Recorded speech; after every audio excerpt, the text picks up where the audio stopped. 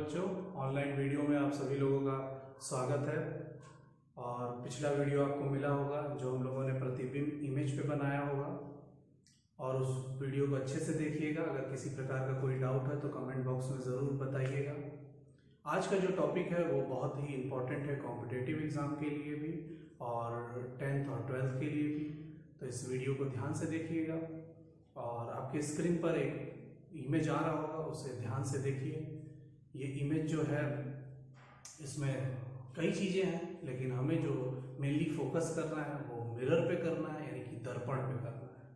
तो आज का टॉपिक भी दर्पण है हमारा, और ये दर्पण क्या होता है, इसके पीछे का प्रिंसिपल क्या है, ये सारी बातें अब हम लोग देखेंगे बोर्ड की ओर जाए। तो दर्पण को बच्चों हम लोग इंग्लिश में जो है मिरर कहते हैं। और सबसे इम्पोर्टेंट बात इसमें जो है वो वही है जो शुरू से हम लोग पढ़ते आ रहे हैं, वो है परावर्तन। दर्पण तभी बन पाएगा जब परावर्तन होगा। एक सिंपल हम लोग कांच ले लें जो दोनों साइड प्लेन हो, स्मूथ हो। एक सिंपल कांच ले लें और उसके पिछले सतह को हम लोग पेंट कर दें। ये पेंट कुछ भी हो सकता है, सिल्वर भी लगा सकते हैं या काला पेंट भी लगा सकते हैं। जैसे ही आप सिल्वर या काला पेंट लगाएंगे, वैसे ही जो दूसरे साइड का सतह होगा, जो स्मूथ सतह होगा, वो एक परावर्तक पृष्ठ की तरह व्यवहार करने लगेगा। और तीसरी इंपॉर्टेंट बात यह है कि वो जो भी सतह हो वो स्मूथ होना चाहिए, यानी कि एकदम चिकना होना चाहिए। अगर चिकना नहीं होगा तो हमारा जो इमेज यानी कि प्रतिबिंब होगा वो बहुत टेढ़ा मेढ़ा बनेगा। तो एक दर्पण बनाने के लिए यही प्रिंसिपल है कि परावर्तन हमें चाहिए, चिकना पृष्ठ हमें चाहिए, और ये सब हमें चाहिए एक कांच पर, तभी तो ये बन पाएगा। अच्छा, आप सोच रहे होंगे आपको प्रतिबिंब कहीं भी नजर आता है, तो कांच बहुत इंपॉर्टेंट नहीं है, इसीलिए मैंने इसे नीचे लिखा है। कांच की जगह हम लोग पानी भी ले सकते हैं, हम लोग कुएं के अंदर भी देखें तो हमारा एक इमेज बनेगा, लेकिन बहुत साफ नहीं बनता है। इसलिए हम लोग ज्यादा काला भी पेंट नहीं लगाते हैं, हम लोग यूजुअली सिल्वर पेंट ही यूज करते हैं। तो दर्पण जो होता है वो दो प्रकार का होता है, एक प्लेन मिरर कहते हैं और दूसरे को स्फेरिकल मिरर कहते हैं। तो प्लेन मिरर यानी कि समतल दर्पण जो होता है उसके बारे में भी बताऊंगा मैं। फिजिकली हम लोग उसे कैसे महसूस कर सकते हैं, कौन कौन से एग्जांपल्स हैं, कितने क्वेश्चन आते हैं, ये सब बातें भी हम लोग करेंगे। और गोलीय दर्पण जो होता है वो दो प्रकार का होता है, एक अवतल दर्पण और दूसरा उत्तल दर्पण। अवतल दर्पण को इंग्लिश में कॉनकेव और उत्तल दर्पण को हम लोग कॉन्वेक्स कहते हैं, और गोलीय दर्पण को स्फेरिकल मिरर कहते हैं। तो इस तरीके से हमारे पास ढेर सारे मिरर के कैटेगरीज हैं। कुल 3 कैटेगरी है, इन तीनों कैटेगरी को हम लोग अच्छे से जानेंगे। तो आपके सामने स्क्रीन पर एक इमेज आ रहा होगा, उस इमेज को आप तब तक देखिए ध्यान से। और ये तीनों इमेज के नीचे एक नाम लिखा होगा, प्लेन, कॉन्वेक्स, कॉनकेव। लेकिन इन तीनों मिरर को पहचानना बहुत ही मुश्किल है कि ये कौन कौन से मिरर है। तो एक तरीका होता है कि हम उसे टच करके पता करें, और एक तरीका होता है बिना टच करके पता करें। तो इससे पहले कि हम लोग टच करें, हम लोग फिजिकली पहले इसका कुछ ऑपरेशनल पॉइंट देख लेते हैं, जिससे हम लोग इस बात को जान सकें कि ये किस प्रकार के मिरर है और ये कैसे व्यवहार करते हैं। तो बच्चों, आप देख सकते हैं कि ऑपरेशनल डायग्राम में एक स्ट्रेट लाइन पर अगर पीछे की भाग को पॉलिश कर दिया जाए और सामने की भाग को स्मूथ और परावर्तक पृष्ठ मान लिया जाए, तो ऐसे प्रकार के ऑपरेशनल डायग्राम को हम लोग समतल दर्पण या प्लेन मिरर कहते हैं। अवतल के लिए हमारे पास जो पृष्ठ होगा वो वक्रित होना चाहिए, एक वक्र के समान होना चाहिए। पिछला भाग इसका भी पॉलिश्ड और सामने वाला भाग जो है वो परावर्तक पृष्ठ होना चाहिए। लेकिन इसी का ठीक उल्टा जो है वो उत्तल लेंस यानी कि कॉन्वेक्स मिरर कहलाता है या उत्तल दर्पण कहलाता है। अगर अंदर के भाग को हम लोग पॉलिश करते हैं और बाहर के भाग को हम लोग परावर्तक पृष्ठ मान ले, तो ऐसे मिरर को या दर्पण को हम लोग उत्तल दर्पण कहते हैं। तो बहुत ही आसान है, इस तीनों चीज डायग्राम को अच्छे से देख लीजिए और आपकी स्क्रीन पे फिर से वही डायग्राम मैं डिस्प्ले कर रहा हूँ, जो डायग्राम हमने पहले किया था कि तीनों को बिना छुए कैसे हम पहचानेंगे कि ये किस प्रकार का मिरर है। तो अब हम लोग चलते हैं एक एक करके, हर एक मिरर के सामने खड़े होते हैं। तो पहले मिरर के सामने जब हम लोग खड़े हो रहे हैं तो हमें नजर आ रहा है कि हमारा वही साइज और उसी आकार के और उसी आकृति के हम नजर आ रहे होंगे। तो ऐसे मिरर को बहुत ही आसान है पहचानना कि ये प्लेन मिरर है। तो प्लेन मिरर में जितने भी आकार के, जो भी साइज के हम होते हैं, उसी साइज के हम उसमें नजर आते हैं। दूसरे मिरर को ध्यान से देखिए, उसके सामने जो है व्यक्ति खड़ा हुआ, तो उसका प्रतिबिंब जो है वो उल्टा बना। तो ये सबसे पहला पहचान है कि उल्टा प्रतिबिंब जो है हमेशा अवतल लेंस या अवतल दर्पण में ही बनता है। तो अवतल दर्पण के सामने जब ये खड़ा हुआ तो इसका इमेज उल्टा बना, लेकिन जैसे ही ये पास में गया वही इमेज जो है वो मैग्नीफाइंग हो गया, यानी कि बड़ा हो गया और सीधा भी हो गया। तो ये अवतल दर्पण को पहचानने का सबसे आसान तरीका है। और तीसरे मिरर के सामने जब हम खड़े हुए तो हमें शॉर्ट यानी कि छोटा एक इंसान नजर आ रहा होगा। तो इस प्रकार से ये तीन मिरर के सामने बस हम खड़े होकर पहचान सकते हैं कि ये कौन कौन से मिरर हैं। तो प्लेन मिरर आप यूजुअली अपने घर में देखते होंगे, और अगर आपको घर के अंदर ही कॉन्वेक्स मिरर यानी कि उत्तल दर्पण देखना है तो एक चम्मच लीजिए, और चम्मच का जो पिछला सिरा होता है वो कॉन्वेक्स मिरर यानी कि उत्तल दर्पण के समान होता है, और उसमें जब आप अपना प्रतिबिंब देखेंगे तो उसी तरह शॉर्ट नजर आएगा, छोटा तस्वीर नजर आएगा। जब आप चम्मच को पलट देंगे, यानी कि जिस तरफ से हम खाते हैं चम्मच को, उस तरफ से जब आप देखेंगे तो आपको अपना ही प्रतिबिंब उल्टा नजर आएगा। इसका मतलब ये है कि आप उस लेंस से बहुत दूर खड़े हैं और ये एक अवतल दर्पण है। तो अवतल दर्पण के पास जैसे जैसे आप जाएंगे वैसे ही आपका इमेज जो है वो मैग्नीफाइंग हो जाएगा, यानी कि एक पेंसिल को लेकर अगर आप उसके पास में लगाएं तो वो पेंसिल का एक सीधा भी प्रतिबिंब बनेगा। तो ये पहचान है और ये देखने का तरीका है कि दोनों को हम लोग अपने घरों में भी देख सकते हैं। व्यवहार में जो हम लोग इस्तेमाल करते हैं सबसे ज़्यादा, वो तो हम लोग प्लेन मिरर का इस्तेमाल करते हैं। रोज सुबह उठकर उस मिरर को हम लोग देखते हैं, लेकिन जब हम लोग नाई के दुकान पर या बार्बर शॉप पर जाते हैं तो हम लोग अगर शेविंग कराते हैं तो यही एक मिरर है जिसे हम लोग इस्तेमाल करते हैं, जिसका नाम अवतल दर्पण यानी कि कॉनकेव मिरर होता है। और रोड के किनारे पर जब आप देखेंगे, बड़े बड़े रोड पर जिस पे गाड़ियां चलती हैं बड़ी बड़ी, वहां पर पीछे के साइड देखने के लिए एक गोल मिरर लगा होता है। स्क्रीन पे भी आ रहा होगा जिसे आप देख रहे होंगे। तो ये पीछे की सारी चीजों को एक छोटे से दर्पण पर फोकस कर देता है, यानी कि एक बड़ी सी दुनिया को एक छोटे से स्क्रीन पर ले आता है। तो इसका इस्तेमाल भी हम इसी प्रकार करते हैं, पीछे की सारी चीजों को देखने के लिए इस्तेमाल करते हैं। तो आपने व्यवहार में देखा होगा कि जब हम गाड़ियां चलाते हैं, जो साइड के मिरर होते हैं, चाहे मोटरसाइकिल के हों चाहे कार के हों, और कार के बीचों बीच में भी जो मिरर लगा होता है, इन तीनों मिरर को आप अगर ध्यान से देखें तो ये तीनों मिरर एक कॉन्वेक्स दर्पण की तरह है, और व्यवहार में भी हम इसी प्रकार इस्तेमाल करते हैं। तो तीनों मिरर को आपने देख लिया। अब हम लोग आगे इसके ऑपरेशंस को देखेंगे कि किस प्रकार से इसके कौन कौन से भाग होते हैं। मेनली हम लोग फोकस करने जा रहे हैं वो गोलीय दर्पण यानी कि स्फेरिकल मिरर की ओर। तो बच्चों, हम लोग देखेंगे अवतल दर्पण यानी कि कॉनकेव मिरर के मुख्य भाग कौन कौन से होते हैं। तो यहाँ पर एक कॉनकेव मिरर बना हुआ है और आपको दिखाई दे रहा होगा ये गोले का टुकड़ा ही जैसा है। अगर हम इस गोले को कंप्लीटली बना दें तो हमें कुछ इंपॉर्टेंट पॉइंट्स पता चलेगा। तो हम लोग देखते हैं इसको, पहले गोला बनाते हैं।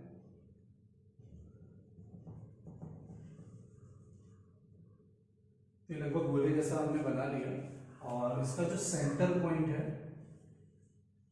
ये जो मिड पॉइंट है, इस पॉइंट को हम लोग C से दिखाते हैं, और इसको इंग्लिश में सेंटर ऑफ कर्वेचर कहते हैं और हिंदी में वक्रता केंद्र कहते हैं। तो आपसे अगर आपसे कोई पूछे कि वक्रता केंद्र क्या होता है तो आप बता सकते हैं कि अगर हम लोग क्या करें, अवतल दर्पण को गोले के समान मिला दें तो बीच का जो सेंटर होगा वही हमारा वक्रता केंद्र कहलाएगा। तो डिस्प्ले भी हो रहा होगा, उससे भी आप देखते रहिए। और इस प्रकार से हमारा पहला पॉइंट हो गया, वक्रता केंद्र।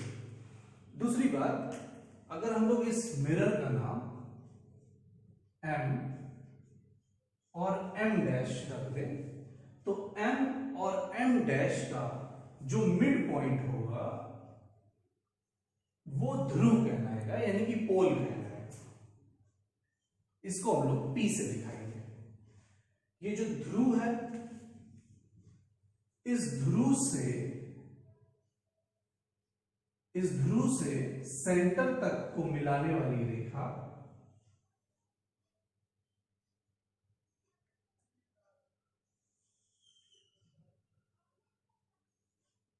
तो ध्रुव से सेंटर तक मिलाने वाली रेखा का नाम मुख्य अक्ष होता है। इंग्लिश में प्रिंसिपल एक्सिस कहते हैं हम लोग इसको। डिस्प्ले को देखते रहिए।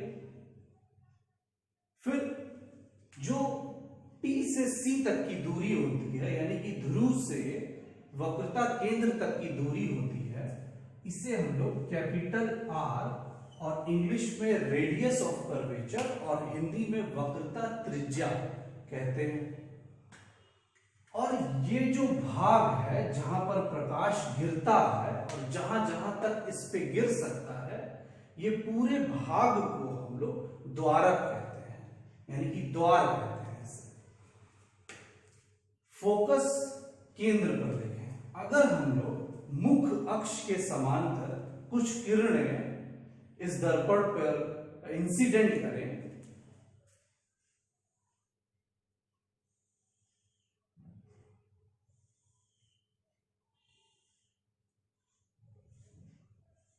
इस तरीके से इंसिडेंट करें तो परावर्तन के बाद ये सारी किरणें एक बिंदु पर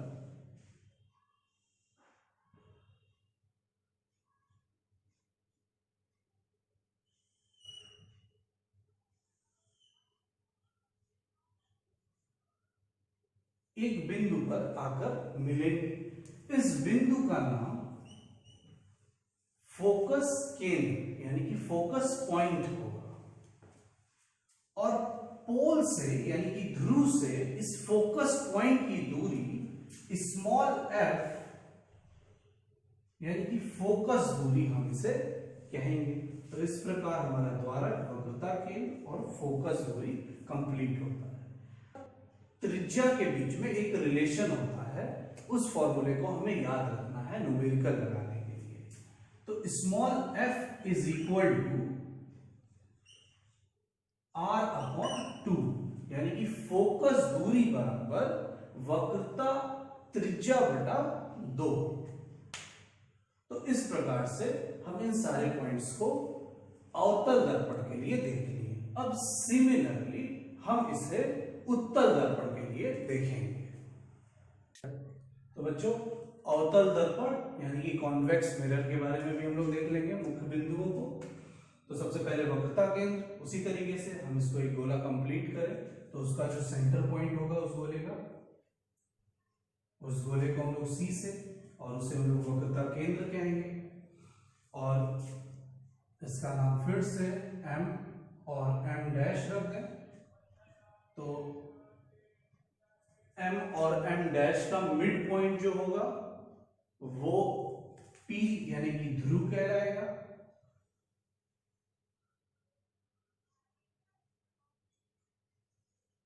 ध्रुव और सेंटर से होकर जाने वाली रेखा मुख्य अक्ष कहलाएगी, यानी कि प्रिंसिपल एक्सिस।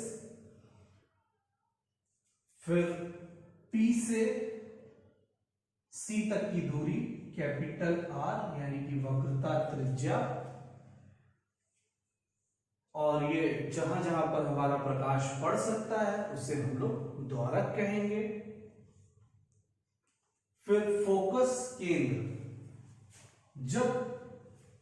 अच्छा इसमें एक और बात ध्यान देने वाली है, उसको मैं अभी बताता हूं।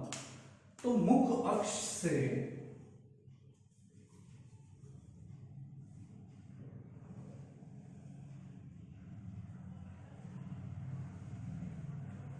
मुख्य अक्ष से के समांतर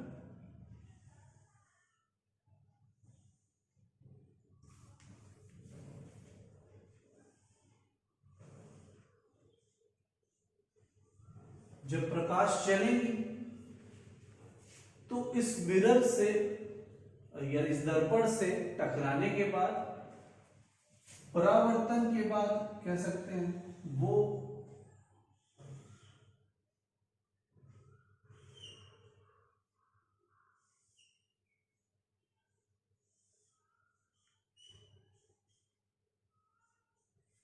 सब रेखा फैल जाएगी। लेकिन जब जबरदस्ती हम इसे मिरर के पीछे मिलाएंगे, यानी कि आभासी प्रतिबिंब जब हम बनाएंगे,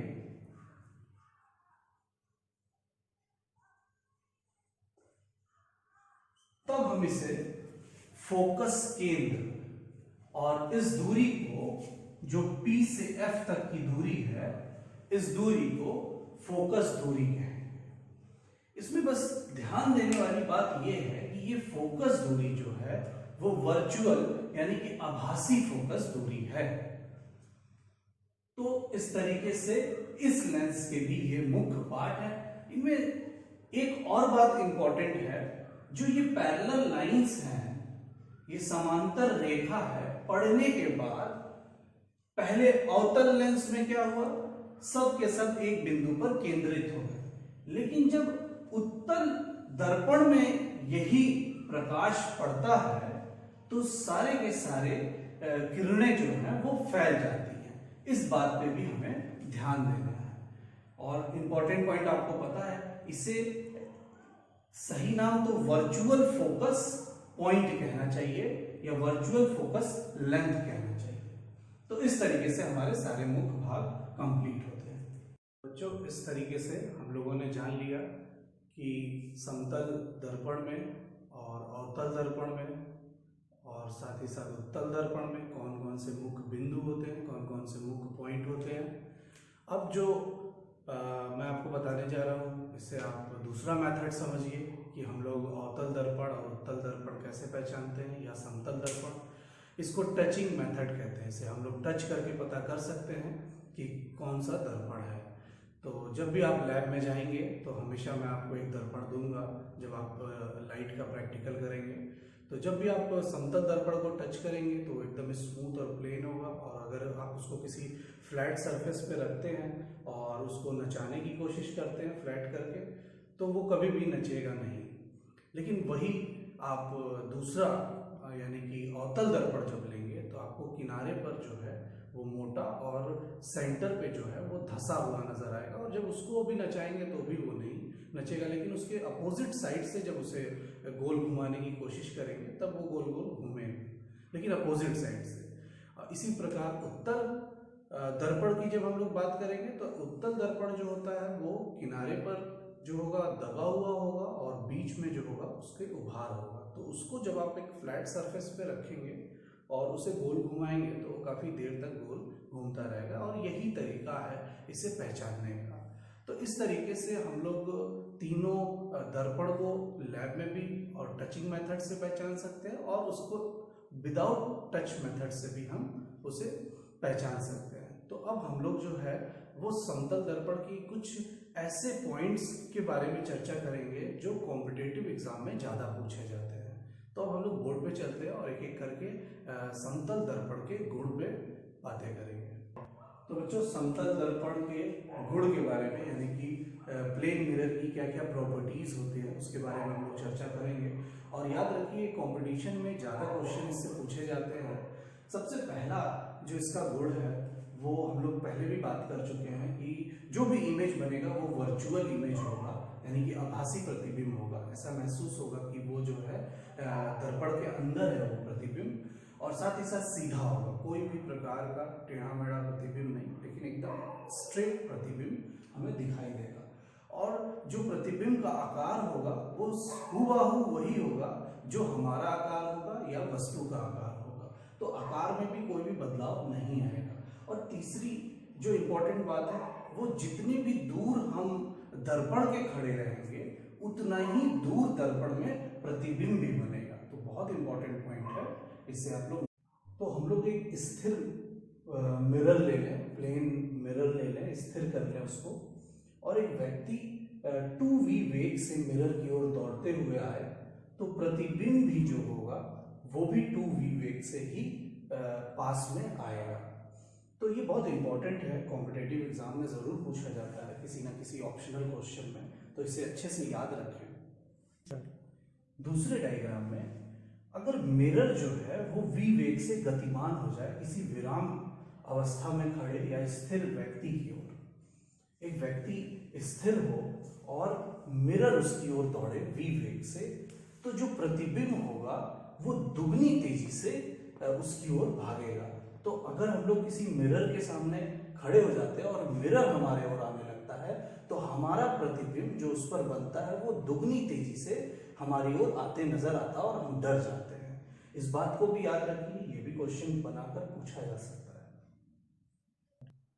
तो नेक्स्ट में अगर हमारा मिरर जो है वो x दूरी वस्तु की ओर चले और वस्तु जो रहे वो स्थिर रहे, तो प्रतिबिंब भी x दूरी चलेगा। इसे हमें अच्छे से याद रखना है कि अगर मिरर वस्तु की ओर x दूरी विस्थापित हो जाए, तो प्रतिबिंब भी x दूरी विस्थापित हो जाएगी अगर वस्तु स्थिर है। इसी प्रकार अगर वस्तु जो है वो x दूरी और मिरर यानी कि दर्पण जो है वो भी x दूरी एक दूसरे से विपरीत दिशा में चले, तो प्रतिबिंब 3x दूरी अपने जगह से विस्थापित हो जाएगा। तो ये बड़ी इंपॉर्टेंट सी बात है जो कंपटीशन में पूछा जाता है। हम सोचते हैं कि ये x चला, ये x चला, तो प्रतिबिंब 2x चलेगा, ऐसा नहीं होगा। हमेशा याद रखिए ये 3x होगा। तीसरी स्टार्ट। तो बच्चों अगला जो प्रॉपर्टी है, अगर हम दो मिरर ले लें और हम दो मिरर के बीच में जाकर बैठ जाएं, खासकर जो लड़के बाल कटाने नाई के शॉप पे जाते होंगे या बार्बर शॉप पे जाते होंगे, वो देखते होंगे कि एक मिरर आगे की ओर, दूसरा मिरर पीछे की ओर रखा रहता है। अगर वो दोनों मिरर एग्जैक्टली एक दूसरे के पैरेलल हो, एक दूसरे के एकदम सामने हो, यानी कि दोनों मिरर के बीच में किसी भी प्रकार का कोई भी एंगल ना बने, उस स्थिति में जो हमारा इमेज होता है वो इनफाइनाइट हमें दिखाई देगा, यानी कि अनंत हमें मिरर में अपना ही प्रतिबिंब नजर आएगा, और स्क्रीन पे भी आप चित्र को देख रहे होंगे। दूसरा, जब हम लोग पहला मिरर और दूसरे मिरर के बीच में 90 डिग्री का कोण है, यानी कि एक दूसरे के लंब हो, परपेंडिकुलर हो, और बीचों बीच में हम उसके खड़े हो जाए, तो हमारा 3 प्रतिबिंब बनेगा। अब बात यह है कि मैंने ये किस आधार पे कहा, इसके पीछे केवल ये छोटा सा फॉर्मूला है 360/θ। तो पहले वाले को वेरीफाई कर सकते हैं हम लोग। अगर दोनों के बीच में कोई भी कोण ना बने, यानी कि थीटा = 0 डिग्री, तो जब हम यहाँ पे 0 भरेंगे तो हमारा आंसर जो होगा वो इनफाइनाइट आ जाएगा।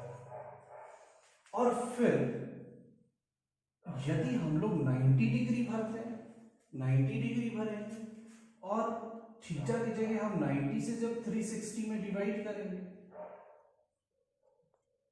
तो हमारे पास आंसर कितना आएगा? 4 आएगा।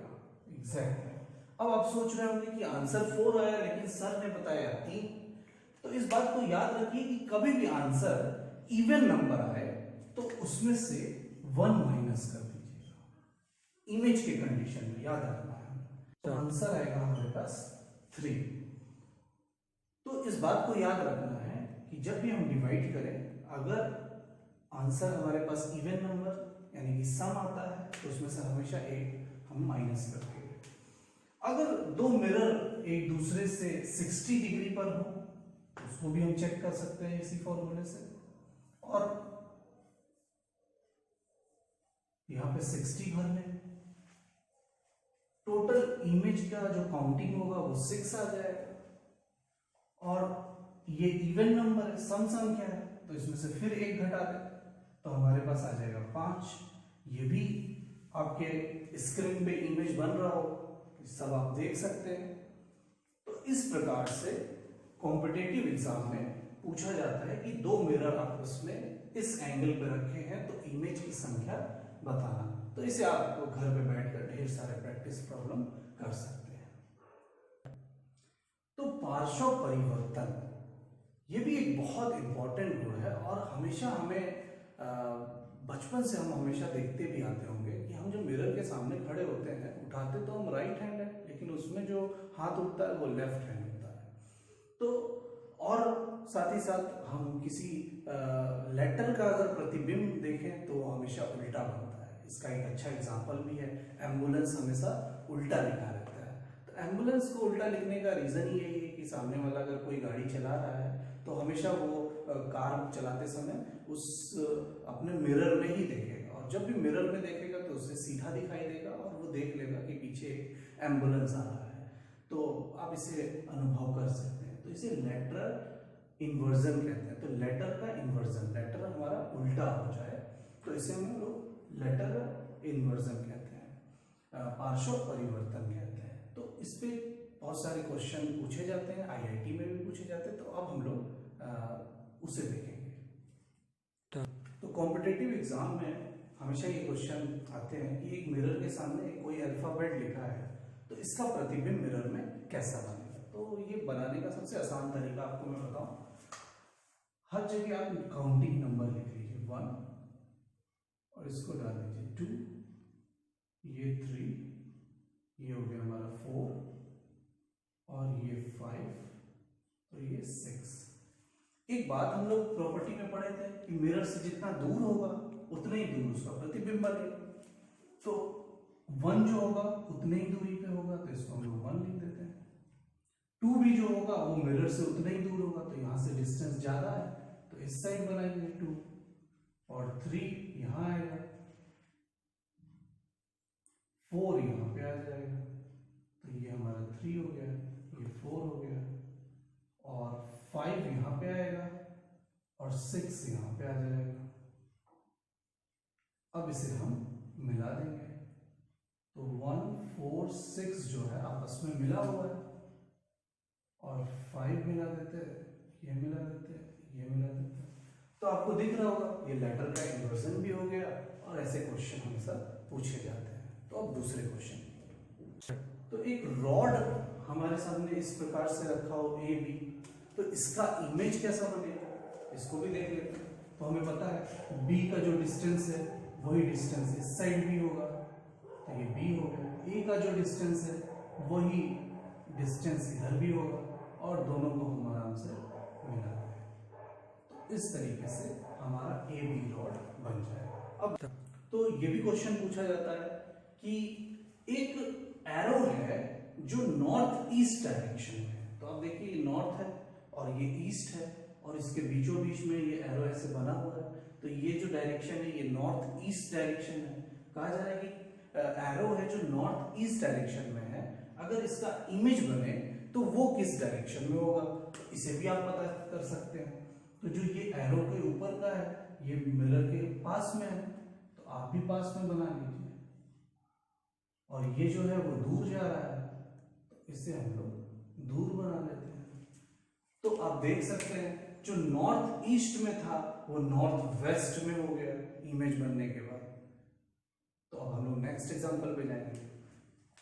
तो एक फेमस क्वेश्चन इस पे भी पूछा जाता है, अगर हमारे पास एक घड़ी हो और उस घड़ी पे कोई नंबर ना लिखा हो, उस पे केवल निशान बने हो, और घड़ी की सुइयां हमें दिखाई दे रही होंगी। सबसे छोटी वाली जो सुई होती है उसे हम लोग घंटे की सुई कहते हैं, और जो बड़ी वाली सुई होती है थोड़ी बड़ी उसे हम लोग मिनट का सुई कहते हैं, और जो सबसे बड़ी होती है उसको हम लोग सेकंड का सुई कहते हैं। तो इस घड़ी में अभी 3 बज रहा है, और यहाँ पर हम लोग देखें तो 35 सेकेंड हो चुका है, 3:35 इस घड़ी में टाइम हो रहा है। अब इसी का अगर मिरर में हम इमेज देखेंगे तो इसमें कितना टाइम होगा, ये क्वेश्चन पूछा जाता है। कई लोग जल्दी से 12 में से 3 को माइनस करके आंसर लिख देते हैं, ये कई बार गलत हो जाता है, और अगर हम लोग ऐसे इमेज बनाकर ही चेक कर लें तो ज़्यादा आसान पड़ता है। तो आप देख सकते हैं, तो जो सबसे करीब में होगा वो आपका छोटी वाली सुई यहाँ पर आएगी। इसमें कोई परिवर्तन नहीं होगा क्योंकि ये कैसा है, पैरेलल रखा हुआ है। आपको ये बात हमेशा याद रखिए, कोई भी चीज पैरेलल होगा तो उसके पोजीशन में कोई भी चेंजेस नहीं होगा। और ये इस साइड आ रहा है तो ये सेकेंड वाली सुई जो है वो इस साइड आएगी। तो इसे हम लोग डिस्टेंस से भी मेजरमेंट कर सकते हैं। इसको हम लोग सबसे पास वाला है तो 1 नंबर दे देते हैं, सबसे दूर वाला है तो इसे 2 नंबर दे देते हैं। जब इस साइड आएंगे तो ये मिरर के सबसे पास में है तो इसको 1 नंबर दे देंगे, और ये मिरर से सबसे दूर में है तो इसको हम लोग 2 नंबर दे देंगे। तो इस घड़ी में आप समय देख रहे होंगे वो 9:25 सेकेंड हो रहा है, 9:25, और ये वाली घड़ी में 3:35 हो रहा था। तो ये दोनों डिफरेंसेस है। तो इसमें बहुत सारे क्वेश्चन पूछे जाते हैं, इसे आप जरूर प्रैक्टिस कर लीजिएगा घर पे। बहुत सारे क्वेश्चन हैं, मैं और क्वेश्चन पोस्ट भी कर दूंगा, आप उसे अच्छे से क्वेश्चंस को लगा लीजिएगा। तो बच्चों एक और फेमस क्वेश्चन है, हमेशा पूछा जाता है एग्जाम्स में कि मेरी अगर हाइट है, पूरी हाइट, तो मेरे लिए कितना बड़ा मिरर रख दिया जाए मेरे सामने कि मेरा पूरा प्रतिबिंब उसमें बन जाए। तो ये क्वेश्चन बड़ा फेमस है, तो मैं आपको पहले से बता देता हूँ। आंसर है, अगर मेरी हाइट 5 फुट हो तो मिरर जो होगा वो 2.5 फुट का होगा, यानी कि ठीक आधा। मेरी हाइट का ठीक आधा ही हम मिरर रखेंगे। तो अब क्वेश्चन ये होता है कि ये कैसे हो सकता है, ये पॉसिबल कैसे है। तो इसे भी आप देख लीजिए, ये लॉ ऑफ रिफ्लेक्शन ही है, हम लोग पढ़ चुके हैं परावर्तन के नियम। तो अगर ये एक एरो है और इसकी लेंथ जो है वो L है, और इसके सामने हम लोग एक मिरर रखते हैं जिसकी लेंथ L/2 है, ये आधी लंबाई का एक मिरर है। तो लॉ ऑफ रिफ्लेक्शन आपको पता ही है, या हम इसे बीचों बीच में भी रख देते हैं।